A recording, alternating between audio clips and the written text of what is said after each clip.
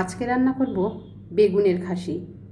না, এটা কোনো খাসির মাংস রান্না না, আবার বেগুন দিয়ে খাসির মাংস রান্নাও না।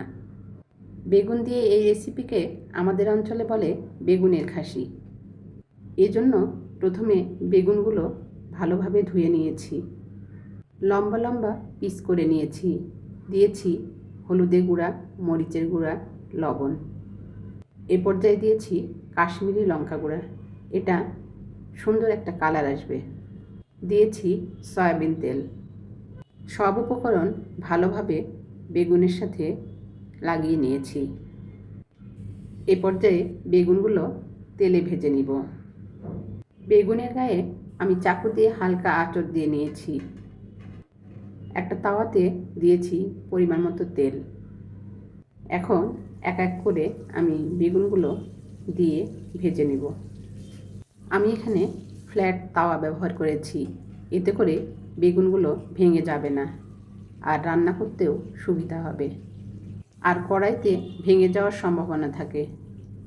তাওয়া ব্যবহার করাতে বেগুনগুলো উল্টে পাল্টে ভাজতে বেশ সুবিধা হয়। বেগুনগুলো 80% ভেজে নিব। 100% ভেজে নিলে বেগুনগুলো ভেঙে যাওয়ার সম্ভাবনা থাকে আর খেতেও ভালো লাগে না। এ পর্যায়ে বেগুনগুলো আমি একটা প্লেটে উঠিয়ে রাখছি। বেগুন ভাজার এই তেলেই আমি কিছু পেঁয়াজ ভেজে নেব। তাওয়ার পোড়া অংশগুলো মুছে ফেলেছি, না হলে রান্নাটা কালো হয়ে যেতে পারে।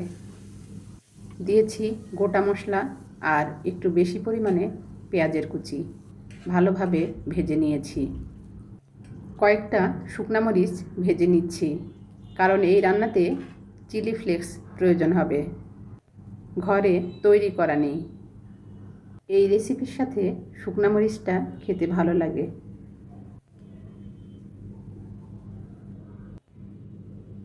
এ পর্যায়ে দিয়ে দেব বাটা মশলা। এখানে আছে রসুন, পেঁয়াজ আর আদা বাটা। মশলা কাঁচা গন্ধটা যাওয়া পর্যন্ত ভালোভাবে ভেজে নিব। দিয়েছি লবণ, হলুদের গুঁড়া, মরিচের গুঁড়া আর কাশ্মীরি লঙ্কা গুঁড়া। সামান্য পানি দিয়ে ভালোভাবে ভেজে নেব।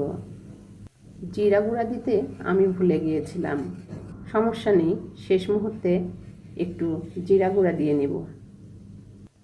এ পর্যায়ে দিয়েছি কিছু পেঁয়াজের বেরেস্তা। এতে করে রান্নায় সুন্দর একটা সুঘ্রাণ পাওয়া যাবে। এখন ধাপে ধাপে আমি তেঁতুলের মাড় দিব আর মশলাটা কষাতে থাকব।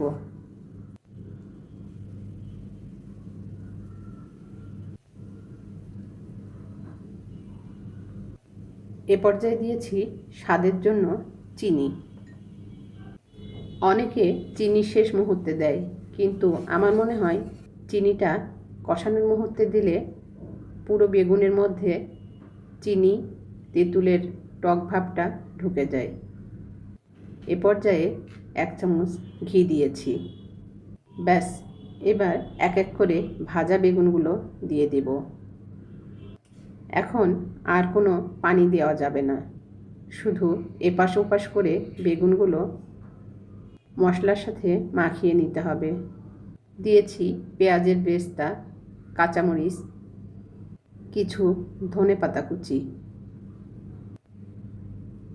পুরো রান্নাঘরে দারুণ একটা সুঘ্রাণ ছড়াচ্ছে।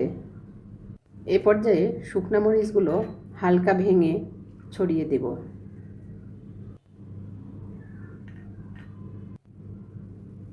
তো এই তো আমার রান্নাটা কমপ্লিট। এই রান্নাটা যে কি মারাত্মক স্বাদ হয়েছিল আপনাদের আমি বলে বোঝাতে পারবো না, দেখে হয়তো বুঝতে পারছেন।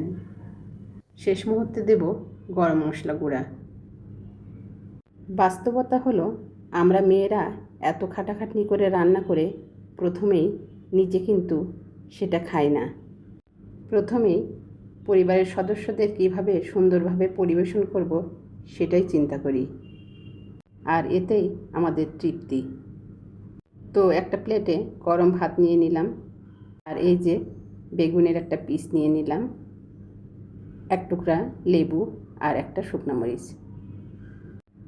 লেবুটা একটু চিপে নিলাম।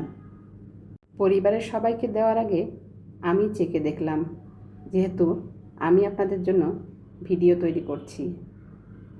যা হোক, রান্নাটা কিন্তু দুর্দান্ত হয়েছিল। আপনাদের কেমন লাগলো অবশ্যই জানাবেন।